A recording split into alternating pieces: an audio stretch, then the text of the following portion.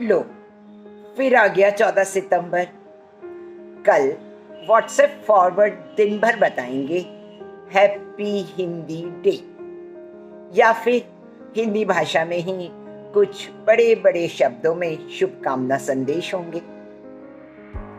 पर क्या मात्र शुभकामना संदेश देने से शुभ हो भी जाता है, या शुभ के लिए सोच और कार्य दोनों की जरूरत पड़ती है?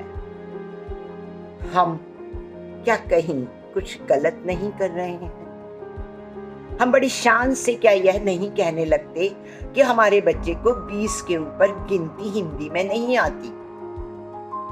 और कैसे आए? स्कूल में पीटीएम में टीचर कहती है ना कि भाई घर में भी बच्चे से अंग्रेजी में बात कीजिए, तभी आपका बच्चा क्लास में फटाफट इंग्लिश बोल पाएगा। और हम या हमसे ज्यादा हमारी वह हीन भावना, हमारा इंफीरियरिटी कॉम्प्लेक्स, गुलामी से पाए हुए हमारे विचार हमें मजबूर कर देते हैं। पर ये किसने कहा कि दूसरे की माँ को इज्जत देने के लिए अपनी माँ को बेइज्जत करना पड़ता है? अरे हम तो उस परंपरा के लोग हैं ना, जहाँ माँ प्यारी है तो चाची भी उतनी आदरणीय है, मासी से भी प्रेमल संबंध है। और फिर हमारे साथ ये पहली बार तो नहीं हुआ। पहले हम सब क्षेत्रीय भाषाएं बोला करते थे।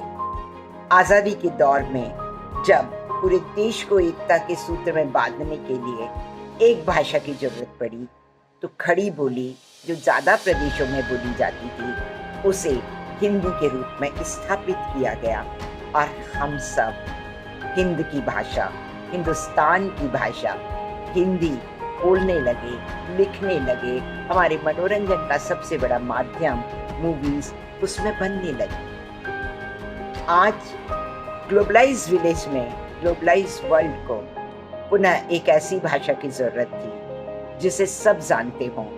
अंग्रेजी साम्राज्यवाद के कारण बहुत लोग अंग्रेजी जानते थे और अंग्रेजी ग्लोबल लैंग्वेज बन गई। एक सम्माननीय भाषा है, संप्रेषण के लिए बहुत जरूरी है, पर उसके साथ ही अपनी भाषा की, अपने संस्कार की, अपनी परंपरा की इज्जत करना भी हमारा काम है।